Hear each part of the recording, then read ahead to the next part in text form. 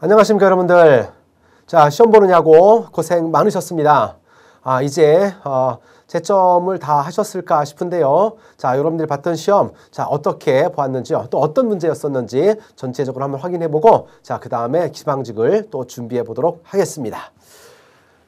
자, 먼저 총평을 드릴게요. 이 전반적으로 시험 문제는 무난했다고 판단이 듭니다. 그리고 주로 기출문제에서 쉽게 볼 수 있었던 그런 문제들이 대부분 출제되었습니다. 자, 그리고요, 변별력을 갖추기 위해서 주로 언급되지 않았던 도시 한계론이라든지 더러운 손의 딜레마 이런 것들이 언급되었지만, 그럼에도 불구하고 특별하게 문제 자체에서 응용된 문제들이 없었기 때문에 여러분들이 아주 어려운 시험이라고 느끼지는 않았을 것 같은 생각이 듭니다. 자, 그래서 좋은 점수를 받는 것이 가능했다 라고 판단이 들어요. 그래서 우선은 95점 이상 맞으면 최우수라고 말할 수 있을 것 같고요. 그리고 90점 이상 맞았으면 잘한 겁니다. 잘한 겁니다. 칭찬받을 만합니다. 85점 정도 맞았으면요, 이 행정학대물 혹시 낙방을 했을 때 행정학대물 떨어졌다, 그런 건 아닌 것 같습니다. 자, 그런데 그 밑으로 맞으면 조금 더 앞으로 지방직에서 열심히 해야 될 학생이라고 판단됩니다. 자, 그래서 한번 여러분이 봤던 거 점검해 보고 넘어가겠습니다. 자, 1번 정부 실패의 원인 중 가장 다음 중 해당하는 것은 이렇거든요. 자, 어려운 문제가 사실 하나도 아니지 않습니까? 비공적 목표가 공적 목표를 대체하는 현상이라 했잖아요. 공식적인 목표라는 게 뭡니까? 이게 보통 사회적 목표죠. 사회적 목표란 말이야. 그런데 자, 비공적 목표라는 것은 내부 목표입니다. 내부 목표. 그래서 공무원 개인의 이익이라든지 또는 우리 건설과, 우리 복지과, 자, 우리 과의 이익을 추구하는 거죠. 이게 바로 뭐였었어요? 행정의 내부성. 그래서 4번이 정답이 되겠습니다. 두 번째 문제입니다. 신행정론에 대한 설명을 옳지 않은 거 그랬습니다. 1960년대 말서부터 1970년대에 유행했었던, 자, 즉 미국 내 자체 문제, 1970년대 빈부격차라든지 또는 인종 갈등이라든지 또는 베트남 전쟁, 반전 운동, 이런 것들을 해결하기 위한 이론이었단 말이죠. 자, 그래서 미국의 시민권 운동, 그렇죠, 시민 권리 운동입니다. 자, 빈곤 문제 등에 대하여 행정의 사회적 실질적 문제를 해결하지 못하고 있다는 비판이 시작됐고요. 논리 실증주의 행태주의를 계승한 게 아니죠. 자, 논리 실증주의는 행태론의 기본적인 연구 방법이고요. 그렇다면 이건 같은 말이라고 보시면 될 것 같습니다. 같은 의미라고요. 자, 그런데 행태론을 계승한 것이 아니라 뭐 했어요? 비판했죠. 자, 때문에 자, 이것이 틀린 설명이 되는 겁니다. 그 다음에 행정 능률 지상주의에서 탈피해서 정치적 이 행정 능률 지상주의라는 게 뭐예요? 이거는 행정관리설입니다. 행정관리설 또는 과학적 관리론, 그거 말하는 거거든요. 자, 그거에서 탈피해서 적실성이라든지 사회적 형평성을 강조했고요. 정치와 경제의 긴밀한 관계를 주장한 정치행정 1원론이죠. 그렇습니다. 그래서 2번이 틀렸던 설명이었어요. 자, 3번 정책 의제 설정 모형에 대한 설명으로 옳지 않은 것은 그랬거든요. 자, 정책 설정 모형, 이것도 역시 늘 나오는 문제였던 거죠. 외부주도형입니다. 외부주도형은 자, 일반 국민들이 난리치고 정부가 나중에 받아들이는 거거든요. 사회 문제죠. 자, 국민들이 난리치는 건 사회 문제고 정부가 받아들이는 문제를 정부 문제라고 부릅니다. 그런데 여기서 사회 문제가 자, 공중 의제를 거쳐서 정식 의제로, 정부 의제로 들어오는 거죠. 자, 맞는 설명이었고요. 그 다음에 동원 모형에서는 정부가 먼저 공식 의제를 채택하고 나서 그 다음에 공중 의제화를 거칩니다. 그래서 공중 의제화를 거친다는 것은 동원 과정이죠. 동원 과정. 동원 과정이 뭐예요? 국민들을 설득하는 과정입니다. 그래서 2번도 역시 맞는 설명이 됩니다. 그 다음에 내부 접근형에서는, 자, 내부 접근형이 뭡니까? 우리 피터 메이 모형에서 내부 접근형에서는요, 자, 외부에 있는 이 외부에 있는 이익 집단들이 자, 의사결정권자를 몰래 만나가지고 쏙닥거려가지고 문제를 해결하는 겁니다. 내부 주도형에서는 정부 내부자나 그들과 밀접한 관계에 있는 집단들에 의해서 정부가 의제가 설정되는 거죠. 맞는 설명입니다. 공고화 모형은 대중의 지지가 낮은 것이 아니라 정부가 이야기했는데 국민들이 좋아요! 난리친단 말이지. 자, 그래서 그냥 바로 굳히게 해버리는 거거든요. 그래서 공고화형, 굳히기형 같은 말이란 말이지. 대중이 아직 낮은 문제다 아니거든요. 그래서 4번이 틀린 설명이 되겠습니다. 네 번째 문제입니다. 리플리와 프랭클린이 제시한 경제적 규제 정책에 해당하는 것은 그랬거든요. 자, 이것도 아마 여러분들 공부 열심히 했었을 거예요. 우리 규제 정책이요, 이 경쟁적 규제가 있고요. 그 다음에 보호적 규제가 있어요. 그래서 경쟁적 규제는 요거는 자, 이 기업의 경쟁력을 확보해 주기 위한 거죠. 대표적인 예가 진입 규제였습니다. 그리고 보호적 규제는 소비자라든지 또는 근로자를 보호하기 위한 거죠. 그래서 소비자보호법이라든지 근로기준법, 최저임금제 이거였거든요. 자, 그래서 보시면 그러면 여기서 이 경쟁적 규제는 기업을 위한 겁니다. 기업에게 진입 규제 이거 뭡니까? 독점권이죠. 독점권을 자, 허용해 주는 겁니다. 국가가. 원래 독점을 못하게 하는 게 아니라 독점을 허락해 주는 거예요. 그러면 특정 기업에게 특정 노선의 운항권을 부여하는 겁니다. 한마디로 다른 이 그 항공회사는 못 가고요. 대한항공만 또는 아시아나항공만 바로 유럽을 허락해 준다든지 또는 뭡니까? 뭐 미주 노선을 허락해 준다든지 이렇게 하는 거죠. 이거거든요. 자, 그래서 정답 1번이었고요. 공공요금을 책정하거나 자, 이 공공요금을 왜 책정하냐면 비싸게 책정할 것 같아요? 낮게 책정할 것 같아요? 낮게, 소비자를 위해서, 최저임금제, 근로자를 위해서, 환경문제 이것도 일반 국민들을 위한 거죠. 그렇기 때문에 정답은 1번만 정답이 되는 것입니다. 자, 그 다음에 정책평가 유형에 대한 설명을 옳지 않은 것은 그랬거든요. 자, 정책평가 유형, 총괄평가라고 하는 것은 정책이 이루어지고 나서 그것의 효과라든지 자, 이런 것들을 확인하는 겁니다. 그래서 총괄평가는 정책 집행이 완료된 후에 정책의 효과성, 그렇죠? 자, 목표를 이루었는가? 자, 그래서 또 효율성, 자, 비용을 줄이면서 했는가? 이런 것들을 평가하는 겁니다. 완료된 이후에, 맞죠? 그래서 맞고요. 그 다음에 형성평가는요. 이거 과정평가예요. 형성평가는 집행을 하는 과정 속에서 이것이 예상대로 진행이 되고 있는가. 그래서 목표를 이룰 수 있는가. 이거 확인하는 거란 말이에요. 근데 여기서는 형성평가는 일종의 예비평가로서 예비평가가 아니고 진행을 하면서 하는 거라니까. 그래서 예비평가로서 공식 정책평가의 실행 가능성과 유동성을 검사하기 위한 것이다 그랬는데요. 자, 형성평가는 과정평가에 속하는 거예요. 정책을 진행하는 과정 속에서 하는 겁니다. 그래서 자, 여기 보시면 정책이 의도한 대로 집행되고 있는지 정책 집행 과정의 문제점을 파악하고 자, 개선하는 것을 초점을 맞춘다. 이게 과정평가고 이게 또 형성평가가 될 수 있는 거예요. 알겠습니까? 그렇기 때문에 자, 2번이 틀린 설명이 됩니다.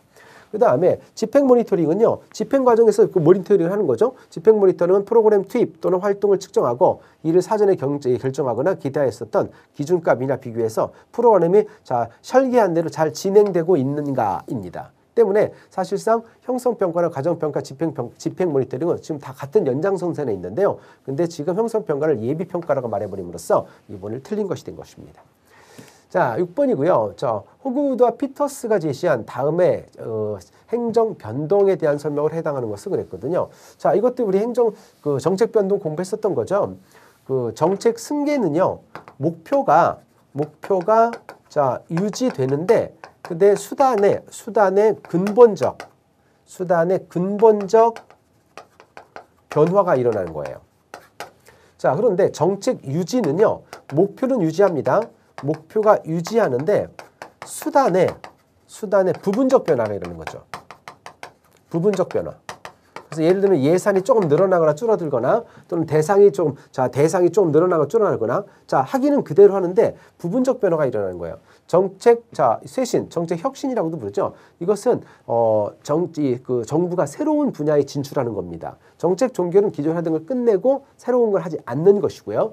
자, 그러면 동일한 정책 문제와 관련된 영역에서 기존 정책 목표는 유지한대. 자, 근데 이번 프로그램과 조직이 이전 프로그램과 조직이 새로운 것으로 완전히 대체되는 겁니다. 프로그램이나 조직이 새로운 것으로 완전히 대체되는 겁니다. 즉, 목표는 유지하는데 수단이 근본적 변화를 가져오는 것이라고 볼 수 있습니다. 그렇죠? 자, 그래서 이런 것들 정책 승계라고 볼 수 있습니다. 알겠죠? 이런 거죠. 정책 쇄신은요. 정부가 새로운 분야에 진출하는 겁니다. 알겠죠? 그래서 자, 1번이 정답이 되겠어요. 자, 7번 볼게요. 기금에 대한 설명으로 옳지 않은 것은 이렇게 되어 있습니다.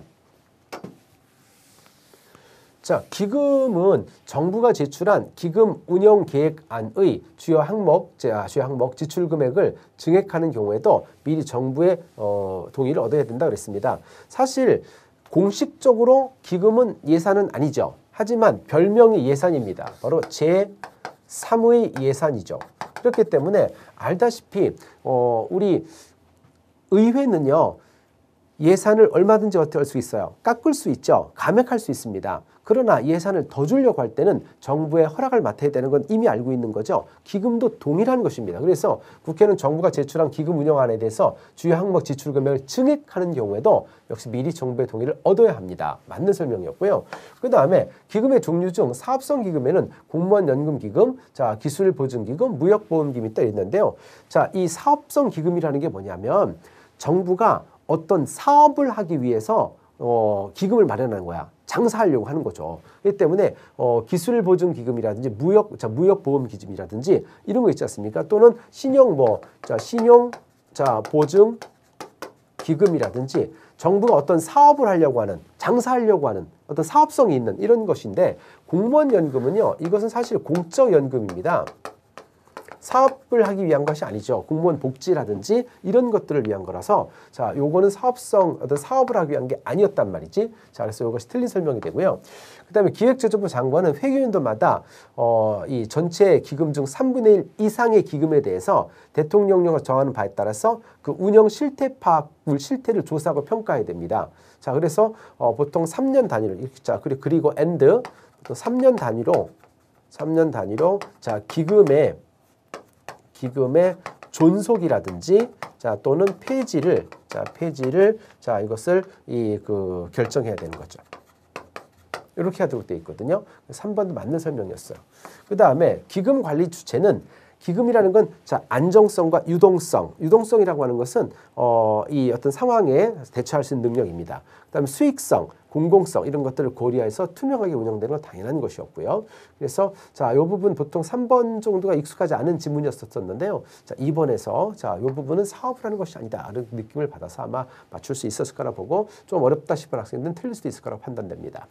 자, 그 다음에 8번 문제. 성과주의 예산 제도에 대한 설명으로 옳은 것을 모두 골라라 그랬거든요. 자, 그러면 성과주의 예산 제도는 PBS라고 부르죠. 말 그대로 단위 원가 곱하기 업무량입니다. 단위 원가 곱하기 업무량. 이거잖아요. 그래서 행정의 재량 범위를 축소시켜 입법부의 통제가 상대적으로 용이하다라고 되어 있는데요. 자, 아니에요. 이 단위 원가 곱하기 업무량에서 결정적으로 이 단위 원가를 책정하는 것이 책정하는 것이 굉장히 곤란하거든요. 왜? 이 단위 원가를 야구장 건설하는데 자, 1제곱미터에 뭐 이 100억, 자 10억, 1억. 자, 곱하기 뭐 이제 1000제곱미터 이런 식으로 간단 말이야. 그래서 이렇게 해서 단위 원가를 책정하는 것이 매우 곤란하고요. 이것이 확실히 파악이 안 돼요. 단위 원가 왜 책정됐는지. 그러다 보니까 의회의 통제가 안 되고요. 자, 야구장을 갖다가 예를 들어서 야구장 건설할 때 자, 1제곱미터 자, 제곱미터당 1억이라고 합시다. 1억. 자, 그런데 1000제곱미터란 말이에요.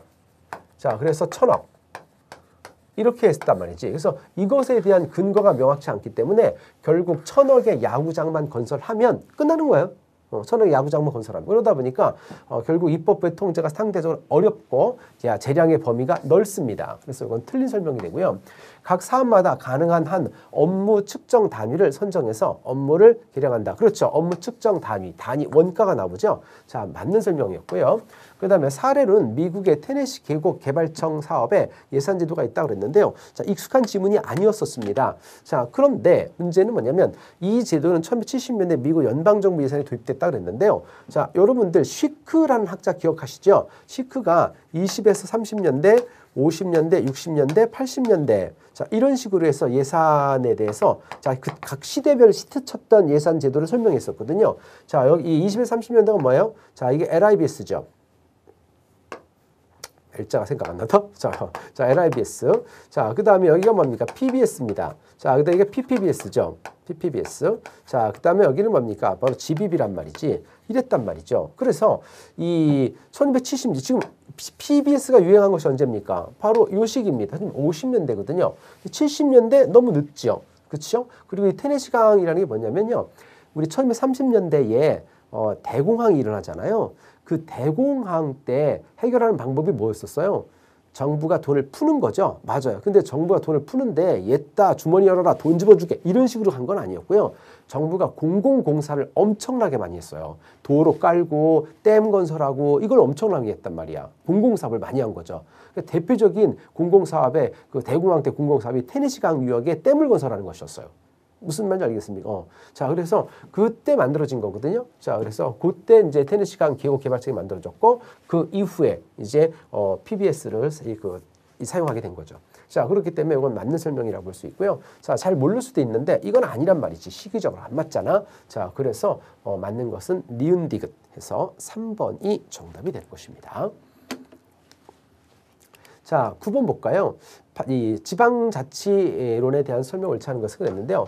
자, 피터슨의 도시 한계론은 엘리트 이론과 다원론의 정치적 자율주의 관점과 달리 시장경제의 구조 요인을 강조했다 그랬습니다. 자, 1번은 사실 여러분들이 경험하기 어려웠었던 이론이었습니다. 주로 기출에서 잘 나오지 않는 그런 내용이었었거든요. 자, 그런데 이 피터슨의 도시 한계론은 뭐냐면 도시가 발전하는 데 있어서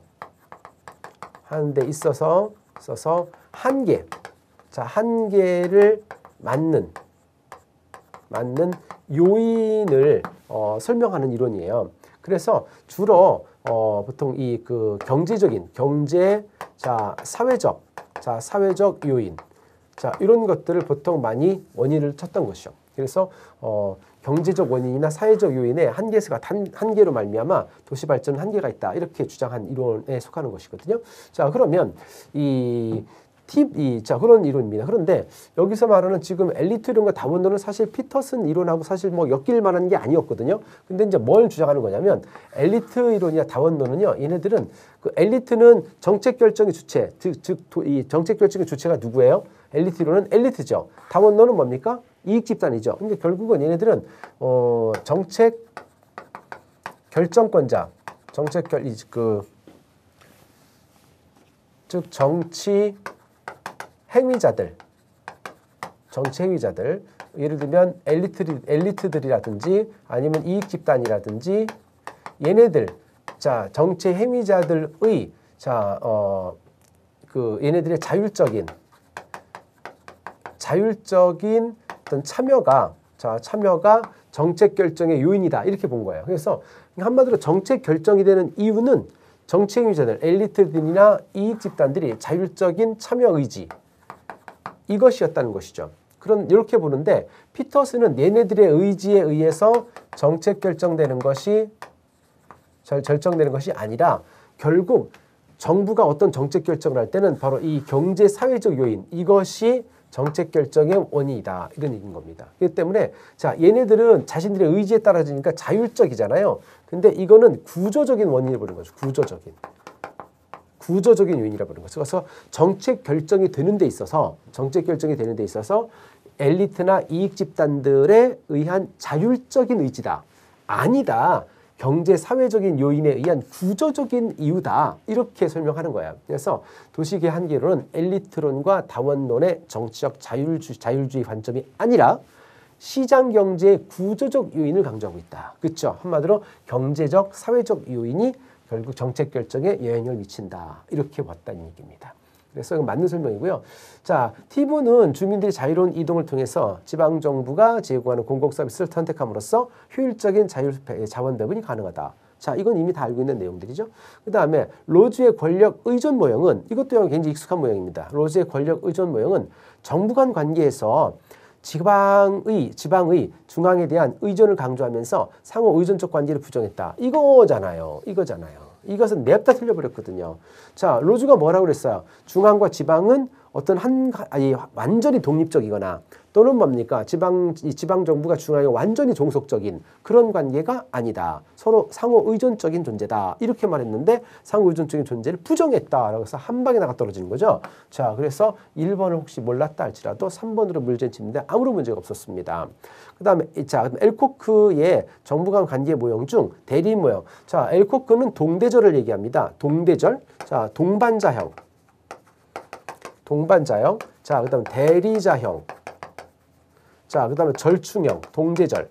이걸 얘기했거든요. 동반자형은 이렇게 따로따로 가는 거예요. 중앙정부와 지방정부가. 자, 이거는 이렇게 포괄형이죠. 자, 절충형은 이렇게 가는 겁니다. 그래서 자, 이게 중앙정부, 지방정부. 자, 중앙정부, 지방정부. 중앙정부, 지방정부 이거거든요. 그래서 대리형은 이거라서 사실상 중앙정부가 지방정부를 사실상 지배하고 있다고 보는 것. 맞는 설명이죠. 23번이 틀린 겁니다. 자, 10번 문제 볼까요? 이 주민참여제도에 대한 설명으로 옳은 것을 모두 고르면 이렇게 돼 있네요. 자, 주민참여는 뭐 워낙 우리 지방자치론에서 필수적으로 나올 수 있는 중요한 파트였기 때문에 여러분 틀리지 않았을 거라고 보는데 주민감사청구는 사무처리가 있었던 날이나 자, 끝난 날부터 3년이었었죠. 그 다음에 주민은 비례대표 지방의원을 포함 아니죠. 자, 포함한 것이 아니고 모든 지역사회, 지방의 의원을 소환할 수 있다. 포함 때문에 틀렸고요. 자, 그 다음에 지방자치단체의 사무 중 예산 편성, 의결 및 집행에 관한 사항을 주민투표에 붙일 수 있다고 그랬는데요. 자, 이거는 지금 의회가 결정할 사항이잖아요. 의회가 결정할 사항은 의회가 해야겠죠. 그래서 틀린 설명이고요. 그 다음에 자, 그래서 우리 항상 주민 조례개표 청구제도, 자, 주민 감사 청구제도, 자, 또는 주민 투표 이런 것에서 할 수 없는 예외 있지 않습니까? 그 부분을 여러분들 잘 챙기셔야 돼요. 그렇죠? 늘 강조했던 거죠. 그다음에 주민참여 예산 기구의 구성 운영에 관한 사항은 자, 주민참여 예산제도에 대해서 지방 재정법에 나와 있거든요. 근데 거기엔 자세히 내용이 나와 있지 않고 거기 그 기구의 운영이라든지 기구 구성, 자, 운영에 관한 것은 조례로 정하도록 써 있어요. 자, 그래서 맞는 설명이었어요. 그래서 기억, 리을 이렇게 해서 2번이 정답이 됩니다. 자, 그 다음 11번 볼게요. 우리나라 정부 조직에 대한 설명으로 옳지 않은 것은 이렇게 돼 있거든요. 자, 우리나라 정부 조직에 대한 설명을 옳지 않은 것은 중앙행정기관의 설치와 지방 직무 범위는 법률로 정한다 그랬습니다. 그렇습니다. 우리나라 기본적으로 중앙행정기관의 설치와 범위는 법률로 정한다. 이 법이 뭔데요? 정부조직법이죠. 자, 그리고 식품 및 의약품의 안전에 관한 사무를 관장하기 위하여 자, 이게 뭐 하는 곳이야? 식품의약품안전처거든요. 이게 보건복지부 안에 들어있나요? 아니죠. 어디 들어있을까요? 처들은 어디? 국무총리. 그렇죠. 국무총리 들어있죠. 식품의약품안전처, 뭐 법제처, 인사혁신처 다 국무총리 관할이지 않습니까? 자, 그래서 이거 틀린 겁니다. 정부조직표를 저하고 공부한 학생들은 정부조직표를 굉장히 많이 봤었잖아요. 근데 거기 훨씬 나오죠. 그 다음에 국무총리가 특별히 위임하는 사무를 수행하기 위해서 부총리 2명을 둔다 그랬습니다. 이것도 얘기했었습니다. 최근에 뭐 이제 탄핵과 관련된 문제 이렇게 막 나오면서 권해양 대행들이 막 했었잖아요. 자, 그래서 국무총리가 탄핵 소추되면서 누가 있었습니까? 경제부총리였던 기획재정부 장관이 됐죠. 그래서 만약에 기획재정부 장관도 탄핵 소추되면 어떻게 했을까요? 그때는 누가 합니까? 교육부 장관이 한다고 했었죠. 왜요? 교육부 장관도 부총리거든요. 그래서 경제부총리, 사회부총리 이렇게 2명이란 말이야. 자, 그래서 아마 이슈가 돼서 아마 공부를 했었을 거라고 봅니다. 맞는 설명이고요. 특허청은요, 중앙책임운영기관이죠. 딱 하나죠. 맞지 않습니까? 틀린 것은 2번이었습니다. 자, 12번 볼까요? 관료제 비판 중 다음 설명에 해당되는 것을 그랬는데요. 각 계층에서 자, 유능한 자가 승진하고 나면 결국 무능한 자만 남게 되어 관료자의 대다수 계층이 무능력자로 채워진다 그랬습니다. 이게 뭡니까? 바로 피터의 법칙이죠. 3번이 정답입니다. 법문 용례는요. 자, 문서 다작주이고요. 파킨슨의 법칙은 업무량에 관계없이 자, 그 조직과 인력이 늘어나는 것이고요. 훈련된 문양은 전문화로 인한 분업화로 인한 무능이죠. 정답 3번입니다. 자, 13번 블라워 스코트의 조직 유형에 대한 설명으로 옳지 않은 것은 그랬습니다. 자, 이거 호기봉공해서 공부했었던 내용인데요. 호의 조직은요, 자, 고객이 주요 집단이 수혜 집단이 아니라 그 조직의 그 조직의 멤버들이 수혜 집단입니다. 그래서 종교단체라든지 또는 이익집단이라든지 노조라든지 이런 것들을 말하는 것이죠. 그래서 1번서부터 냅다 틀렸습니다. 그리고 사업조직은요. 이거는 삼성이나 LG 같은 회사입니다. 조직의 소유자가 수혜자가 되고요. 서비스 조직은 이것은 학교나 학교라든지 또는 사회산업기관 이런 것들 말하죠. 그 다음에 공익조직은 모든 국민이 수혜자가 되는 겁니다. 그래서 행정기관이나 경찰서, 소방서죠. 자, 무난한 문제였습니다. 1번이 정답이 됩니다. 자, 14번 갈까요? 공무원의 인사 이동 방식에 대한 설명으로 옳지 않은 것은 그랬는데요. 승진은 상급 직급에 적합한 인재를 골라서 하급 직급에서 상급 직급으로 선별해서 내는 내부 임용을 말한다 그랬습니다. 그렇습니다. 임용이라고 하는 것이 꼭 외부에서 꼭 새로 임용하는 건 이걸 외부 임용 또는 신규 임용이라고 부르고요. 기존에 있는 사람들을 재배치하는 것도 그걸 내부 임용이라고 불러요. 때문에 1번은 맞는 설명이고요. 겸임은요, 한 사람이 공무원에게 2 이상의 직위를 주는 겁니다. 이거 겸임이라고 부르죠. 맞았고요. 그 다음에 강임은 같은 직렬 내에서 한 직급 밑으로 떨어지는 겁니다. 자, 하위 직급으로 떨어지는 건데, 근데 하위 직급이 없어서 다른 직렬이 같은 직렬 내에 하위 직급이 없으면 그럼 어쩔 수 없이 다른 직렬 하위 직급으로 떨어질 수도 있어요. 그렇죠? 이것도 예전에 나왔었던 문제였었거든요. 기출문제라고 보게 되고요. 그 다음에 전직은 같은 직급 내에서의 보직 변경 또는 고위공무원단 이 직위 간의 보직 변경이다 그랬는데요. 같은 직급 내에서 계급도 똑같고요. 직급 내에서 보직 변경하는 것은 전직이 아니라 전보입니다.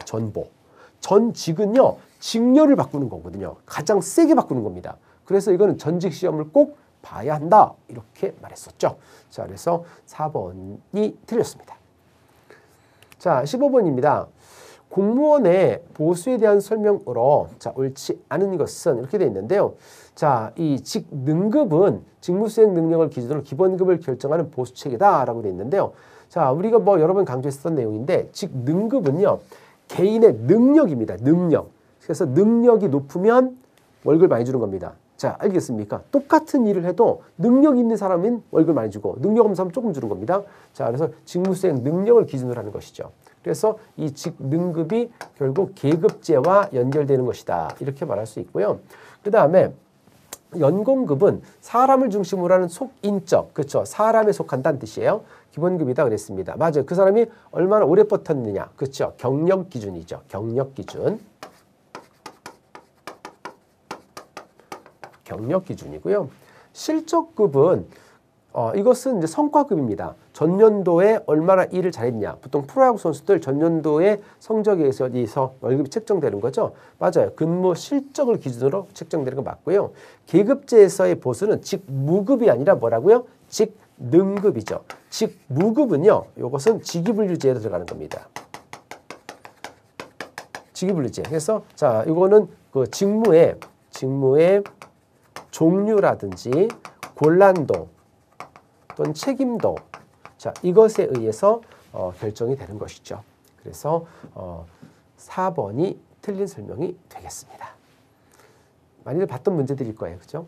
그 다음에 근무성적 평정 시 나타날 수 있는 오류에 대한 설명으로 옳지 않은 것은 이렇게 돼 있네요.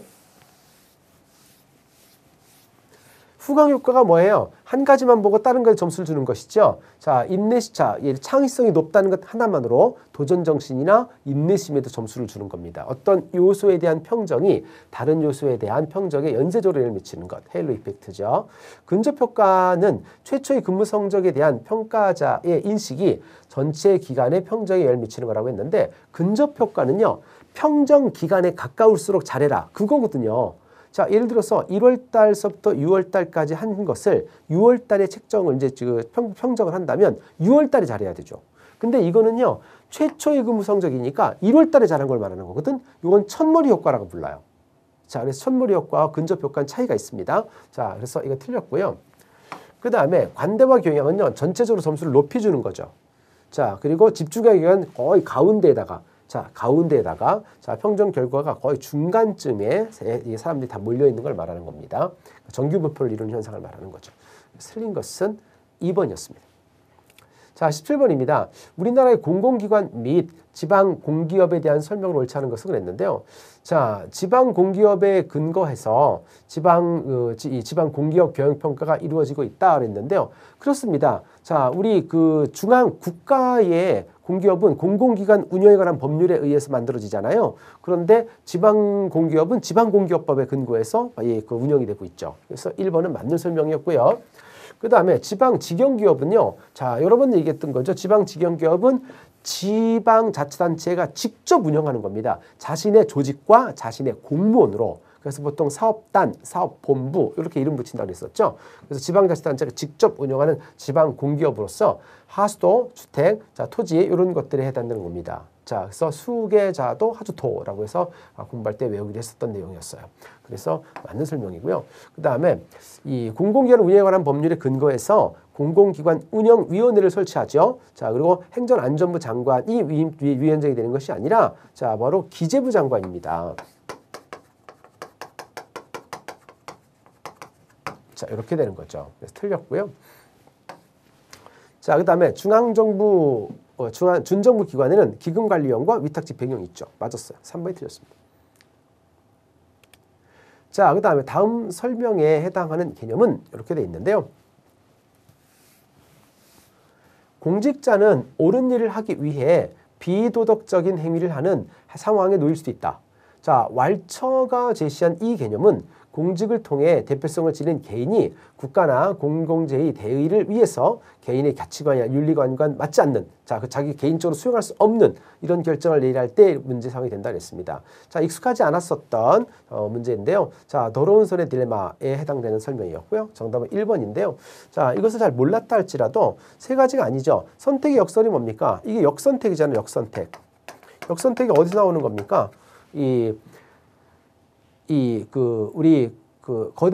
거시조직 이론에서 주인 대리인 이론에서 나오죠. 그래서 일을 잘할 사람을 뽑아야 되는데 일을 잘할 선택이라는 게 뭐예요? 좋은 것을 택하는 겁니다. 그래서 일 잘하는 사람을 뽑는다고 뽑았는데 오히려 내가 정보에 얻어서 일을 안 하는 사람을 뽑았다. 이거고요. 집단행동의 딜레마는 개인적으로는 굉장히 똑똑한 행동인데 그 똑똑한 행동들이 모였을 때 전체적으로는 똑똑하지 않은 행동. 자, 그 다음에 편견의 동원은 뭡니까? 이거는 이제 우리 그 신엘리트 이론에서 무의사 결정하는 방법, 그렇죠? 권력, 그 다음에 자 바로 폭력, 그 다음에 편견의 동원, 편견의 수정 이거 했었잖아요. 그래서 그거 해당되는 거죠. 그래서 정답을 1번을 찝을 수도 있었을 거라고 봅니다. 자, 19번입니다.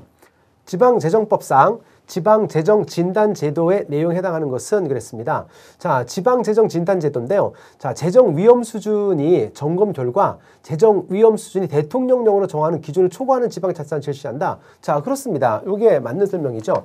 자, 그 다음에 대규모의 재정 부담을 수담하는 사업의 유치를 신청할 때 미리 지방자치단체의 재정에 미칠 영향을 평가한다. 이게 아니에요. 지방재정법, 지방재정진단제도는요, 말 그대로 지방의 재정위험 수준을 파악하기 위한 것입니다. 자, 이거는 지금 어떤 큰 사업하기 위해 돈 달라고 하는 거잖아요. 이런 것은요, 오히려 예비타당성 조사를 할 문제인 것이죠.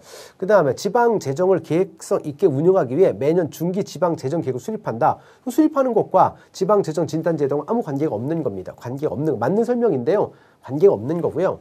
그 다음에 자, 소속 공무원의 인건비를 30일 이상 지급하지 못하여 자, 자력으로 재정 상황이 재정 위기 상황을 극복하기 어렵다고 판단되는 이거는 긴급 재정 관리 대상이죠. 이거는 긴급 재정 관리 단체가 되는 겁니다.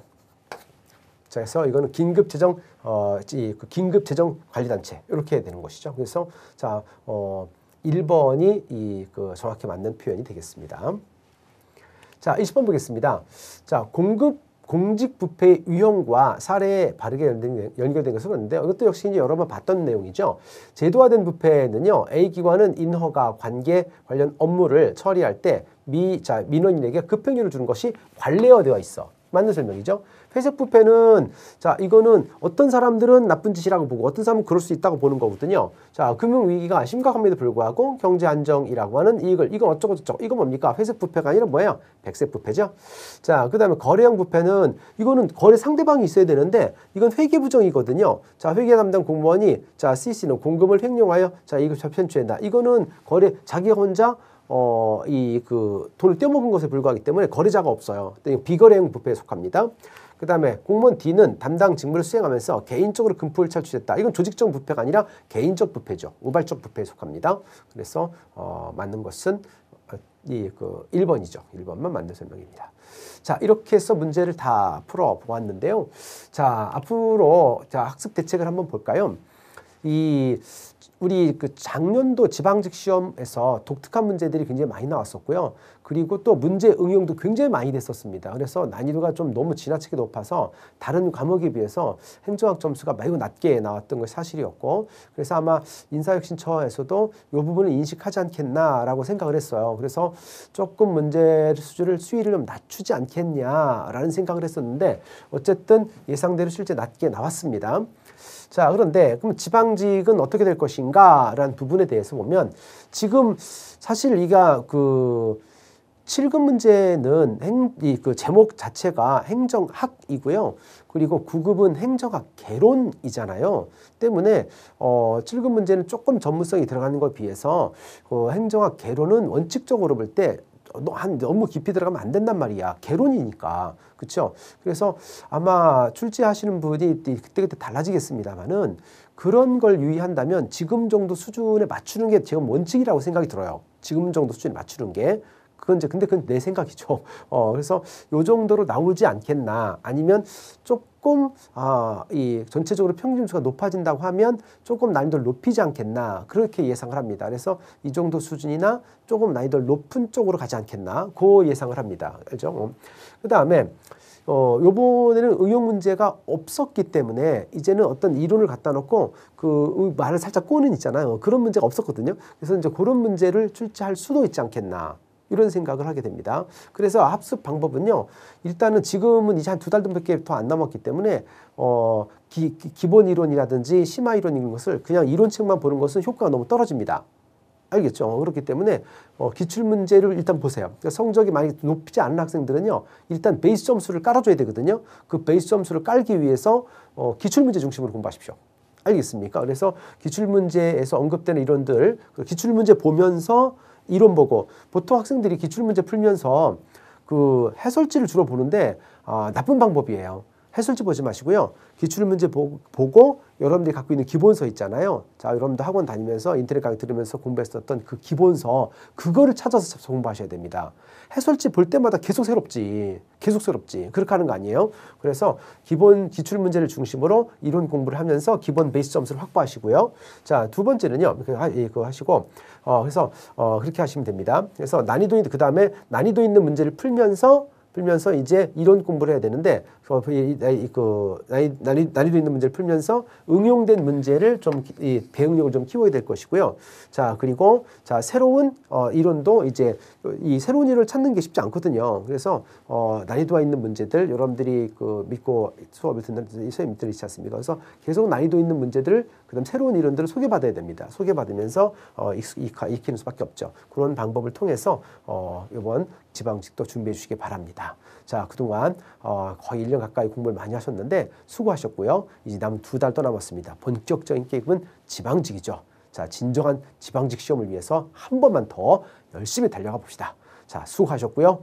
바로 2달 후에 또 뵙겠습니다.